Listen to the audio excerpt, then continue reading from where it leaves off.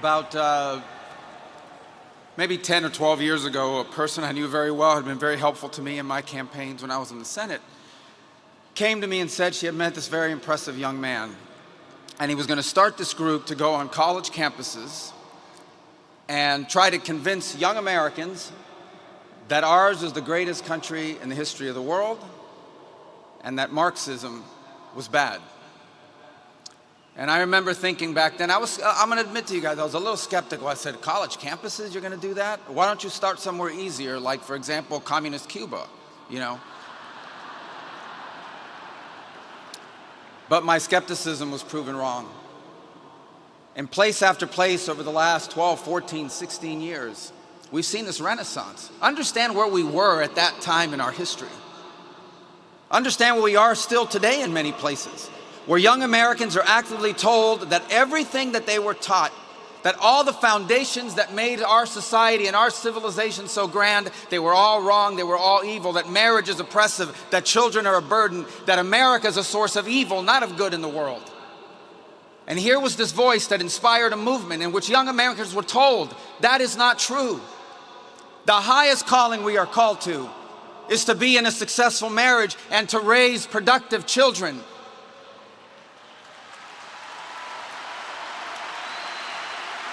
And a movement that taught them that ours was not a great country, but the greatest, most exceptional nation that has ever existed in the history of all of mankind. And that it's worth fighting for, it's worth defending, it's worth preserving, and it's worth passing on to the next generation.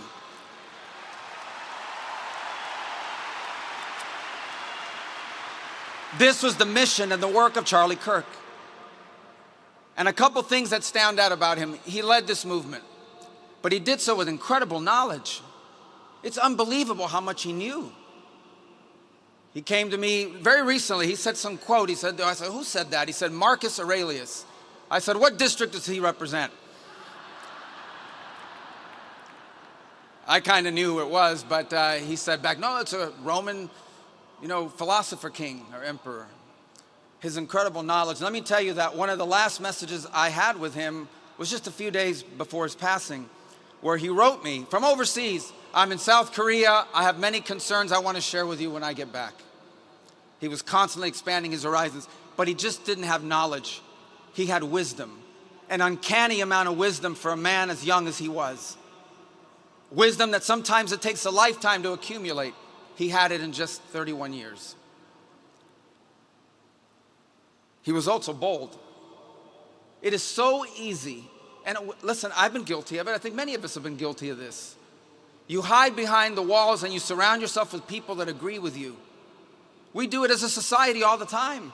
Increasingly, people are moving into neighborhoods with other people that agree with them politically and isolate themselves from people that do not agree with them.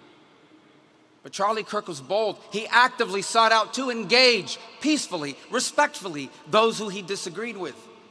As recently as 2 days ago, we learned of one of the hosts on CNN who said that one of the messages he had gotten just a few days before Charlie's passing was from him, inviting him to dialogue.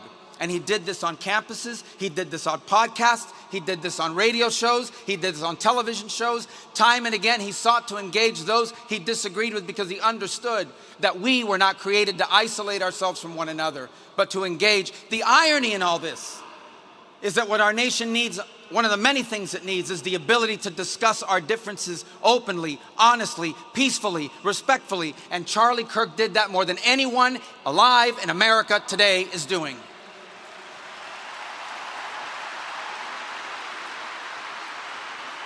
And Charlie Kirk was impactful. Impactful because of all the things I've said, but look around this place. There's 100-something thousand people here. The President of the United States is here. His entire cabinet is here. Television outlets and media outlets from all over the world are covering this. I just came from overseas, and every country I stopped, they gave us their condolences for his passing. Impactful. In just 31 years of life, he made a difference. He mattered, and he will matter now more than he ever has before. And let me close with this. How do you remember? This is a memorial service. It's to honor him. How do you best remember it? I'll take the liberty of saying what I think we can best do.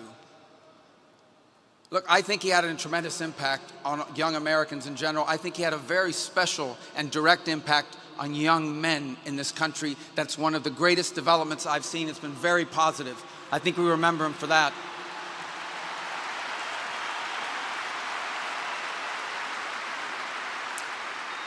I think we remember him for constantly saying, you want to live a productive life, get married, start a family, love your country. These are powerful messages. But I hope many who are watching, I imagine there are people watching here tonight that didn't know much about Charlie Kirk until 11 days ago. Maybe they were disengaged from politics. Maybe they were partially engaged.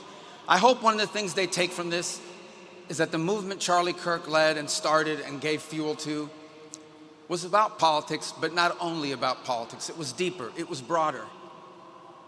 And I would say that, taking the liberty, but I'm confident he would agree, one of the things he wants us to take away from this, from all of this, is the following. His deep belief that we were all created, every single one of us, before the beginning of time, by the hands of the God of the universe, an all-powerful God, who loved us and created us for the purpose of living with him in eternity.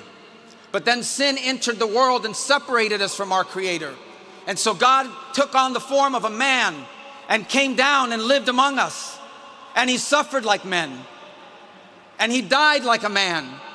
But on the third day, he rose unlike any mortal man.